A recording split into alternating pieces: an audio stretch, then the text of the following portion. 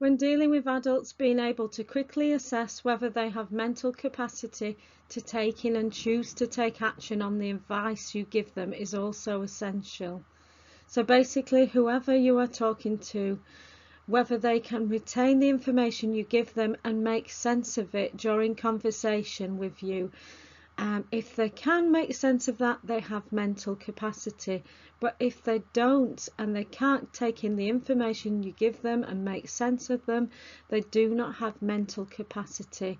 And that might be mental capacity to make an informed choice, to protect themselves, or to know what is right or wrong for them. So, for instance, a person with memory difficulties might not be able to keep up with the drift of the conversation you're having with them, and may not be able to retain information you gave them. This person does not have mental capacity to make a reasoned decision, as they would not be able to remember the information or advice you've given them. Okay, and it's worth saying, if this person lives with a partner who has got mental capacity, we know at least that partner hopefully is keeping them safe. However, if we suspect that a partner is abusive or not looking after their needs, then they are an adult at risk. So likewise, somebody who is drunk, let's say a lot of alcohol, will also struggle to remember and decipher what has been said to them, as their memory would be impacted by the state of intoxication.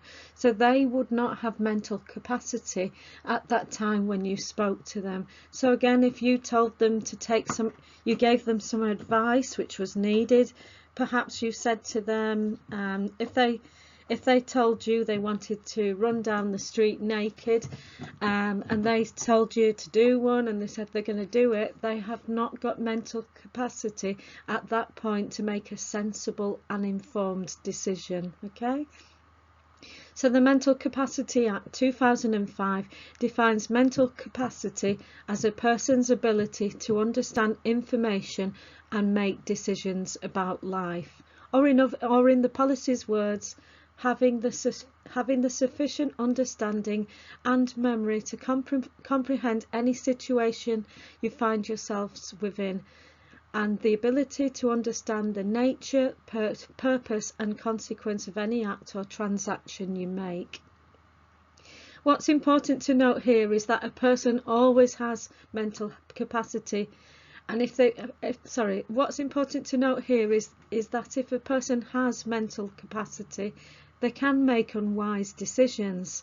So an unwise decision might be to decide to run down the street naked, and say if that person was not drunk and they were able to retain information and hold a solid conversation with you, they have mental capacity to make an unwise decision. And basically there's nothing we can do to stop them, because it's not been evidenced that they do not have mental capacity. So if you find somebody is able to retain a conversation with you and indicates no signs of memory deterioration, yet tells you they're going to do something unwise, you can't stop them from doing that thing. You can only advise them against this decision. And what I'd advise is fill out an incident form so you've got this noted. And then we're covered. Say if anything was to happen to that person, our assessment at that time was that this person was able to take on the information but had made a decision not to take it on. In the same way, if somebody tells you that they're considering killing themselves and they have mental capacity to make an informed choice, you can only advise them not to do so, and to give them advice on how to get support.